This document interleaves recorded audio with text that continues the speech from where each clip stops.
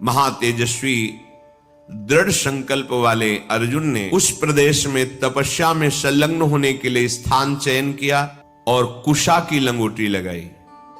कुशा बहुत दुखद होता है, छू जाए तो त्वचा को चीर दे। लंगोटी लगाई और एक दंड समीप में रख लिया और अपने गांडीव धनुष और तूड़ीर को वृक्ष की डाल पे से टांग दिया और हाथ जोड़कर भगवान शंकर की स्तुति करके निरंतर भजन में लग गए। 1 मास तक 3 दिन 3 रात कुछ नहीं खाना, उसके बाद सूखा पत्ता लेकर के पाना। दूसरा मास 6 रात के बाद कोई फल ले लेना। तीसरा महीना 15 दिन 15 रात व्यतीत होने के बाद एक बार कुछ फल ले लेना। चौथे महीने में केवल जल पीकर रहना, फिर जल भी छोड़कर केवल वायु श्वास बस। अंतर महादेव जी के चिंतन में निमग्न, दोनों भुजाएं उठाए हुए, कोई सहारा नहीं, पैर के अंगूठे के अग्रभाग पर खड़े होकर के भगवान शिव के मंत्र का जप करते हुए आकाश की तरफ दृष्टि रखे हुए एकाग्र चित्त से उपासना कर रहे हैं। तदनंतर अर्जुन की भयंकर तपस्या को देख करके वहां रहने वाले जितने ब्रह्म ऋषि थे सब भगवान पिनाक पाणी महादेव जी के समीप गए और महादेव जी को प्रणाम करके कहा, देवाधिदेव अर्जुन आपके लिए महान तपस्या से युक्त होकर के उपासना कर रहे हैं। हिमालय के पृष्ठभाग में स्थित होकर ऐसी उग्र तपस्या कर रहे हैं कि यदि आपने उनको सांत्वना न दी जो वो चाहते हैं, दिशाओं में आग पैदा हो जाएगी उनके तप से। हे देव देवेश्वर, हम लोग कुछ समझ नहीं पा रहे कि उनको कैसे शांत करें। वे अपनी तपस्या का संताप प्रकट कर रहे हैं। हम महर्षि जन चिंतित हैं कि यदि वो ऐसी तपस्या में रहे तो आग पैदा हो जाएगी। जैसे ध्रुव जी ने अपनी प्राणवायु बंद कर ली तो त्रिभुवन की प्राणवायु बंद हो गई, तत्काल भगवान को आना पड़ा।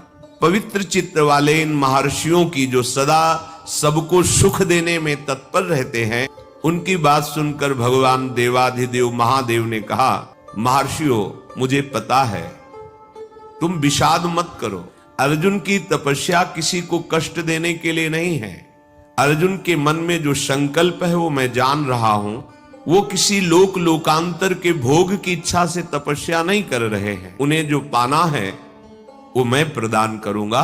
तुम सब शांत चित्त होकर अपने अपने भजन में लगो जाकर। भगवान शंकर का ये वचन सुनकर जितने ब्रह्मर्षि आए हुए थे सब प्रणाम करके अपनी अपनी कुटिया को गए।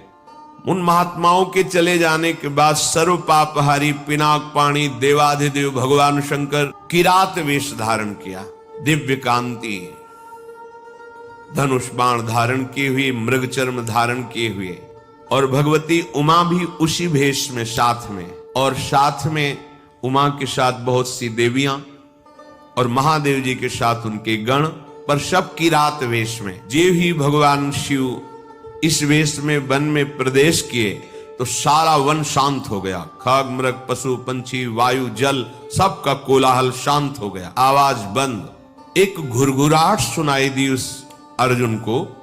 आकाश दृष्टि करके मंत्र जप कर रहे थे, दृष्टि घुमाई तो देखा एक विशाल सुअर उनको मारने के लिए तीव्र गति से आ रहा है। तत्काल अर्जुन ने अपने गांडीव धनुष को उठाया और प्रत्यंचा चढ़ाकर टंकार की, जिसकी ध्वनि उस शांत वन में गूंज गई।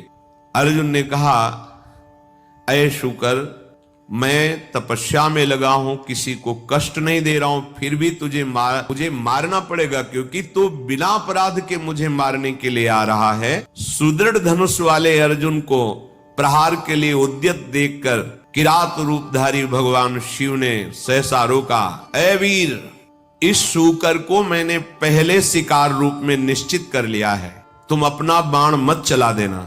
परंतु अर्जुन ने किरात के वचन की अवहेलना करके तत्काल भयंकर बाण के द्वारा उस शूकर को बेध दिया। जैसे अर्जुन का बाण वैसे ही किरात वेशधारी भगवान शिव का बाण भी उसी जगह लगा। दोनों के छोड़े हुए बाण से सुवर्ण रूप त्याग करके मूक दानों विशाल पर्वत की तरह वो अपने असली स्वरूप में आकर प्राण त्याग कर गिर पड़ा।